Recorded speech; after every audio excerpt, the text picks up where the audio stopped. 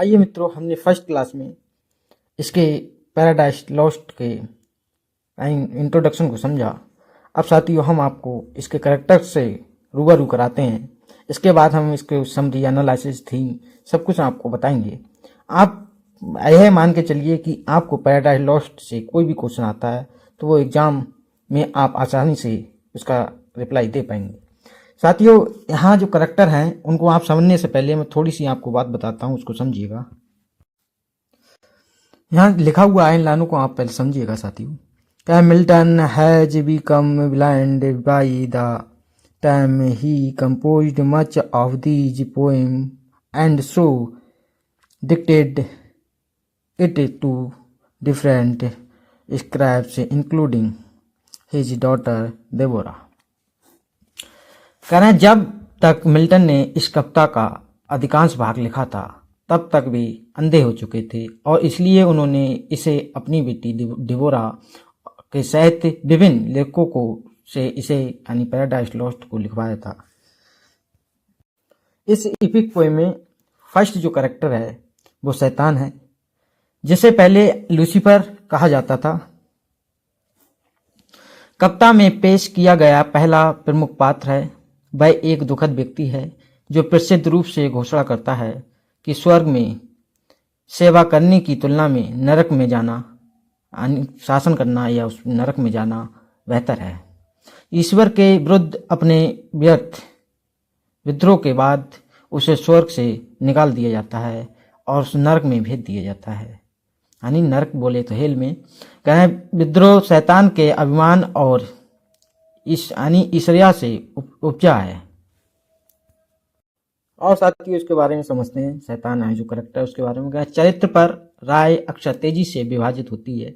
Milton शैतान को सभी बुराइयों की उत्पत्ति के रूप में प्रस्तुत करते हैं, लेकिन कुछ पाठक मिल्टन के शैतान की व्याख्या एक सूक्ष्म और सहानुभूतिपूर्ण चरित्र के रूप में करते हैं। विशेष रूप से रोमांटिक आलोचक में से विलियम ब्लैक और लॉर्ड वायरन, वह पर्सी विस शैली यानी पीवी शैली और विलियम हैजलिट शैतान की व्याख्या पैराडाइज लॉस्ट के नायक के रूप में करने के लिए जाने जाते हैं। ये सभी चारों नेम हैं यानी अथर्स के।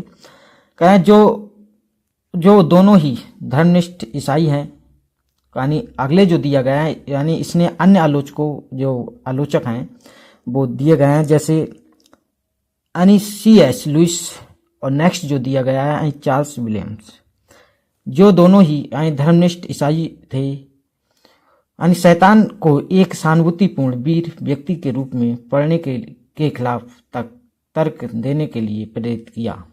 ब्लैक के यह सोचने के बावजूद कि मिल्टन का इरादा शैतान को कविता में एक नायक की भूमिका दिलाने का था, ब्लैक ने स्वयं शैतान को भ्रम की स्थिति में और मोक्ष से परे बताया। जॉन कैरी का जो तर्क है उसको समझिए। जॉन कैरी का तर्क है कि इसे संघर्ष को हल नहीं किया जा सकता क्योंकि शैतान का चरित्र पैराडाइज लॉस्ट के अन्य पात्रों की तुलना में अधिक तरीकों और अधिक गहराइयों से मौजूद है। इस तरह मिल्टन ने एक उभयभावी चरित्र बनाया और कोई भी शैतान समर्थक या शैतान विरोधी तर्क अपने स्वभाव से आधे सबूतों को खारिज कर रहा है। कैरी कहते हैं कि शैतान की उभयभावी प्रवृत्ति व्यक्ति की सफलता की एक पूर्व शर्त है, जिसने जो ध्यान आकर्षित किया है उसका एक प्रमुख कारण है। C. लुइस का कहना है ने अपनी पुस्तक पैराडाइज लॉस्ट की प्रस्तावना में तर्क दिया है कि यह याद रखना महत्वपूर्ण है कि जब मिल्टन ने कविता लिखी थी तब समाज कैसा था। विशेष रूप से उस समय अवधि के दौरान ऐसे तत्वों के लिए कुछ स्टॉक प्रतिक्रियाएं थीं जिनकी मिल्टन को हर पाठक से अपेक्षा होती थी। उदाहरण के तौर पर लुइस ने प्यार मीठा और मृत्यु कड़वी है और सुदृढ़ प्यारा है और बच्चे या बगीचे रमणीय हैं को सूचीबद्ध किया है। लुइस के अनुसार मिल्टन को उम्मीद थी कि पाठक शैतान के नायक के रूप में बिल्कुल भी नहीं देखेंगे। लुईस का तर्क है कि भविष्य में दूर के पाठकों द्वारा मिल्टन के इरादों को रोमांटिक बनाना सही नहीं है। ये आप साथियों देख रहे हैं, ये जो इमेज है ये शैतान की इमेज है। ये शैतान जो था, इस शैतान की यह इमेज आप देख पा रहे हैं। यहाँ यह जो शैतान की यहाँ विद्रोही स्वर्ण दूतों का जगह रही है। आज जो विलियम ब्लैक ने इस लाइनों में कहा है, कह रहे हैं शैतान आर्गुजिंग, ठीक है, द रेवल द एंजल्स, यानी शैतान विद्रोही स्वर्ण दूतों को जगा रहा है। विलियम ब्लैक द्वारा यानी यह इमेज को सेट किया गया है। नेक्स्ट कैरेक्टर साथियों एडम और ईव आता है। ये आप पे इमेज देख पा रहे हैं साथियों, ये एडम और ईव की है। पहले आप एडम के बारे में थोड़ा समझिएगा। एडम कौन है? यानी एडम यानी ईश्वर द्वारा बनाया गया पहला मानव है। और आदम जो था यानी एडम ईश्वर से एक साथी की मांग करता है। कि इन लाइनों में यानी इस पोएम में जो इंक्लूड की गई हैं उनमें बताया गया है, of fellowship I speak such as I seek fit to participate all rational delight wherein the brute can not be human consort. कह रहे हैं मैं संगति के विषय में कहता हूँ, जिसे मैं चाहता हूँ वह भाग लेने के योग्य है। सभी तर्क संगत आनंद जिसमें पशु मानव और संगनी नहीं हो सकती। गॉड ने उसके अनुरोध को स्वीकार किया और फिर ईव को बनाया। गॉड ने आदम और ईव को दुनिया के सभी प्राणियों पर शासन करने और ईडन गार्डन, जो ईडन गार्डन में रहने के लिए नियुक्त किया। आदम ईव से ज़्यादा मिलनसार है और उसकी संगति के लिए तरसता है। वह उससे पूरी तरह से मोहित है। राफेल यानी नेक्स्ट कैरेक्टर आप देखेंगे, राफेल उसे सलाह देता है कि सावधान रहो, कहीं जुनून तुम्हारे निर्णय के प्रभावित न कर दे। लेकिन आदम का ईव के प्रति अत्यधिक प्रेम उसके ईश्वर की अवज्ञा में योगदान देता है। बाइबल के आदम के विपरीत मिल्टन के आदम के स्वर्ग छोड़ने से पहले उसे आर्कहेगल माइकल द्वारा मानव जाति के भविष्य की एक झलक दी जाती है, जिसे पुराने और नए नियम की कहानी शामिल है। ये साथियों आदम का यानी मैंने आपको थोड़ा इंट्रो दिया और आदम के बारे में बताया। अब हम ईव के बारे में समझेंगे। इससे पहले ये आप इमेज देख पा रहे हैं, इसको देखिएगा। विलियम ब्लैक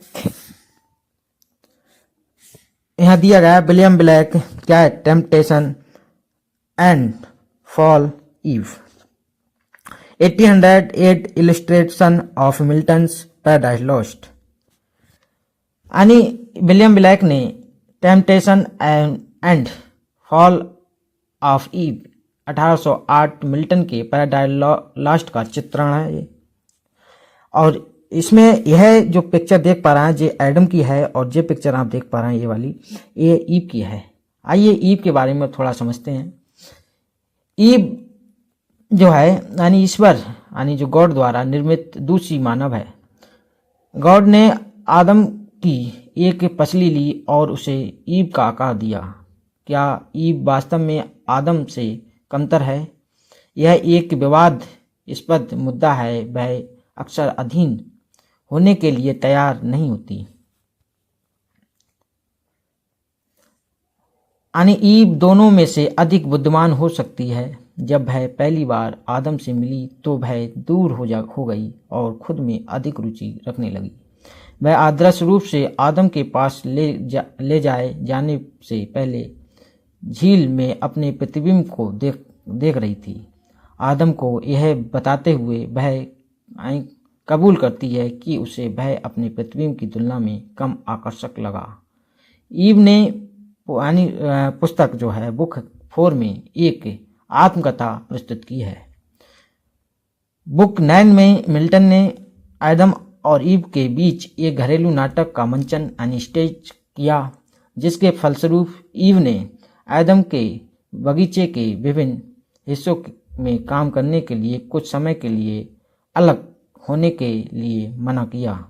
इससे शैतान को उसे धोखा देने का मौका मिल जाता है, जबकि वह अकेली होती है। उसे निषिद्ध फल खाने के लिए लुभाने के लिए शैतान ने पुनर्जागरण प्रेम कविता की भाषा का उपयोग करते हुए एक कहानी सुनाई कि उसने इसे कैसे खाया। वह उसके तर्क पर काबू पा लेता है, वह फल खा लेती है।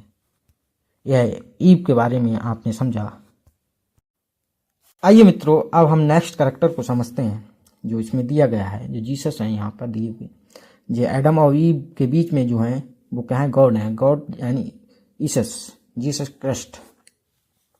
ये इमेज आप देख पा रहे हैं, यह जो इमेज है वो जीसस क्राइस्ट की है, और ये एडम है और ये क्या ईव है। यहाँ जो लिखा हुआ है इन लाइनों को आप समझिएगा। कह रहे हैं the judgment of Adam and Eve so judged the he man William Blake. इन लाइनों में जो बोला गया है उनको देखिएगा। एडम और ईव का निर्णय सो जज ही मैन विलियम ब्लैक के द्वारा ये इमेज को सेट किया गया है 1808 में। कह रहे हैं the son of God, God के यानी पुत्र। तो जो क्या है, एक एडम और ईव है। आइए एडम और ईव से को हमने समझा, अब द सन ऑफ गॉड के बारे में समझते हैं। ईश्वर का पुत्र वह आत्मा है, यानी द सन ऑफ गॉड वह आत्मा है जो यानी यीशु मसीह के रूप में अवतार लेगा। हालांकि उसका नाम कभी स्पष्ट रूप से नहीं बताया गया क्योंकि उसने अभी तक मानव रूप में प्रवेश नहीं किया। मिल्टन यानी क्राइस्टोलॉजी जो है, क्राइस्टोलॉजी के अधीनतावादी सिद्धांत में विश्वास करते थे, जो पुत्र को पिता के बाद दूसरा और ईश्वर का महान उपशासक माना जाता था। मिल्टन के पैराडाइज लॉस्ट में भगवान ने बेटे यानी द सन ऑफ गॉड को मेरा शब्द, मेरी बुद्धि और प्रभावशाली शक्ति के रूप में संदर्भित किया है। कविता स्पष्ट रूप से त्रिदेव विरोधी एंटी ट्रेनिटेरियन नहीं है, लेकिन यह मिल्टन के विश्वासों के अनुरूप है। बेटा महाकाव्य का अंतिम नायक और असीम रूप से शक्तिशाली है। वह अकेले ही शैतान और उसके अनुयायियों को हरा देता है और उन्हें नरक में ले जाता है। उनके पतन के बाद ईश्वर का पुत्र यानी आदम और ईव को यानी ईश्वर यानी जो गॉड के न्याय के बारे में बताता है। उनके पतन से पहले पिता उनके देशद्रोह की भविष्यवाणी करता है और वह मनुष्य।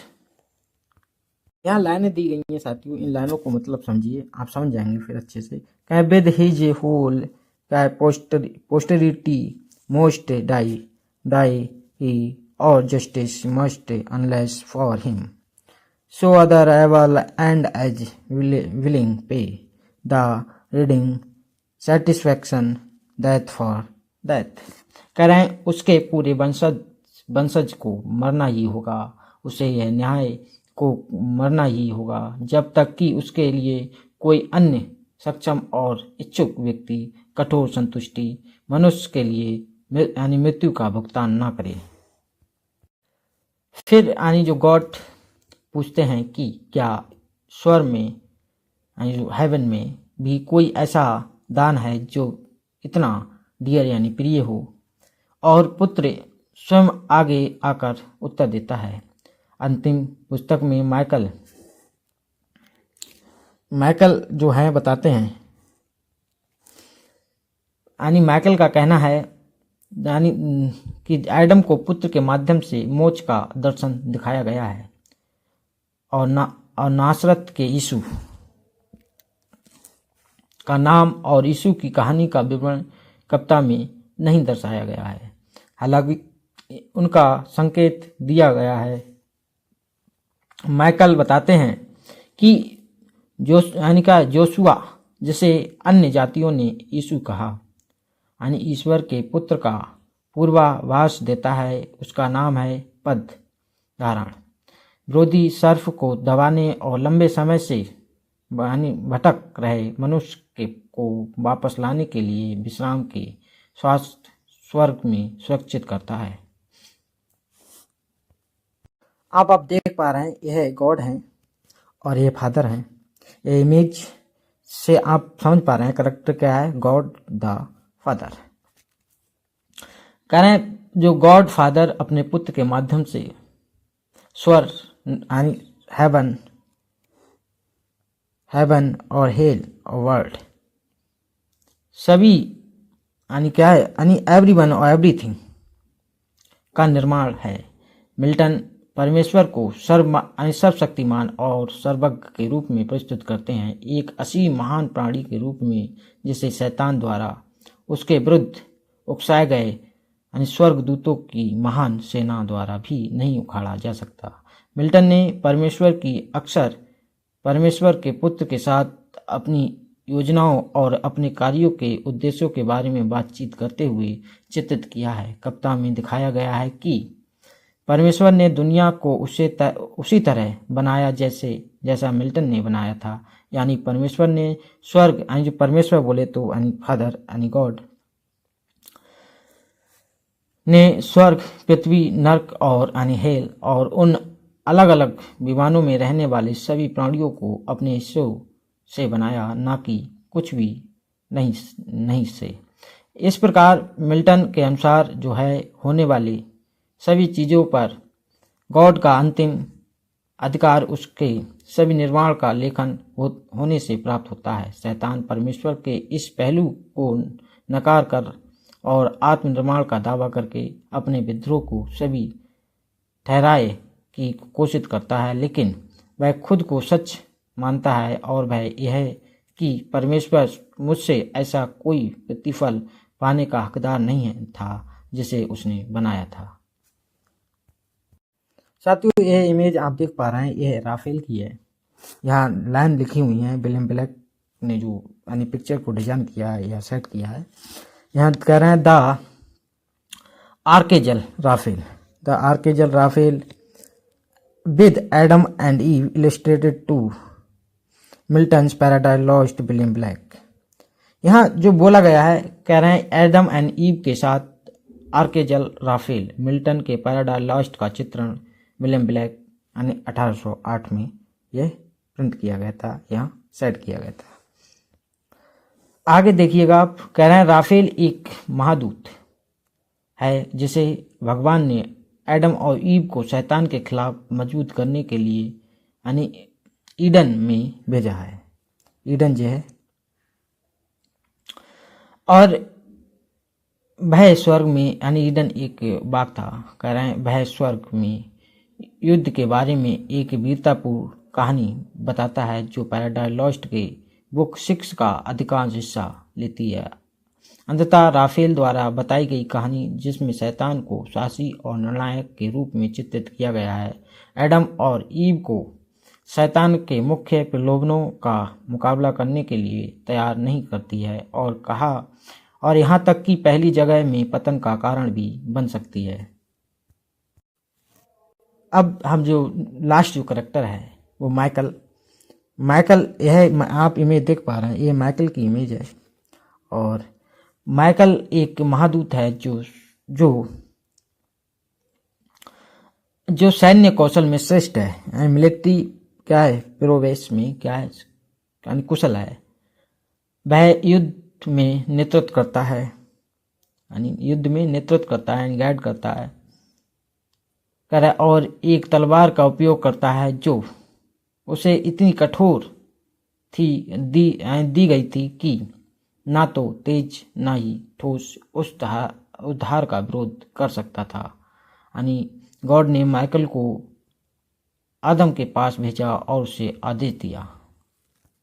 जैसा कि ये पोएम की लाइनें हैं, इनसे हमें पता लगता है from the paradise of God without remorse drive out the sinful pair from hollowed ground the unholy and denounce the them and the their progeny from thence perpetual banishment the patiently the wedding they obey।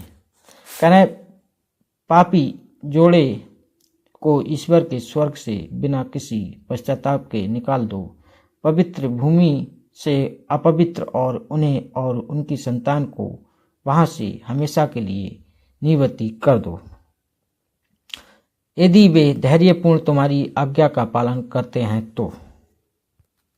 आगे ये poem की लाइनों में कहना चाह रहे हैं क्या dismiss them not disconsolate reveal to Adam what shall come in future days as I shall thee enlighten and enter makes my content in the woman's seeds renewed, so shall send them forth through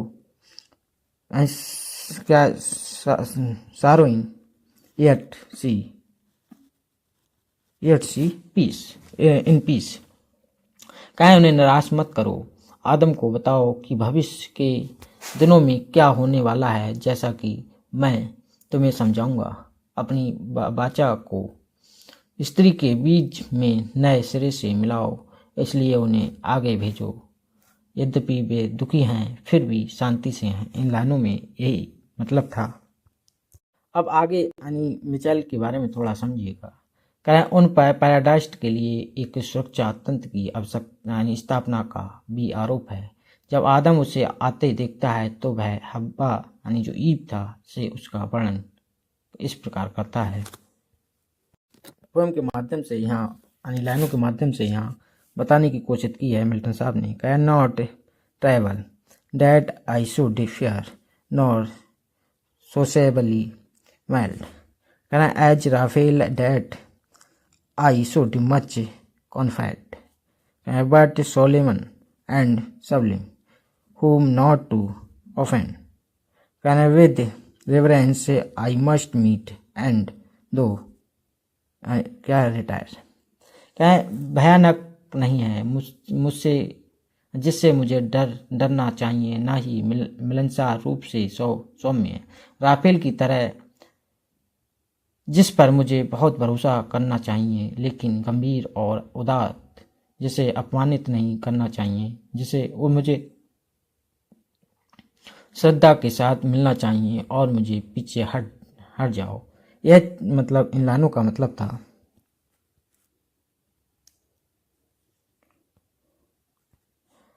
तो मित्रों आप समझ पा रहे हैं कि इन लाइनों में यानी क्या यानी जो कवि है वो क्या बताना चाह रहा है।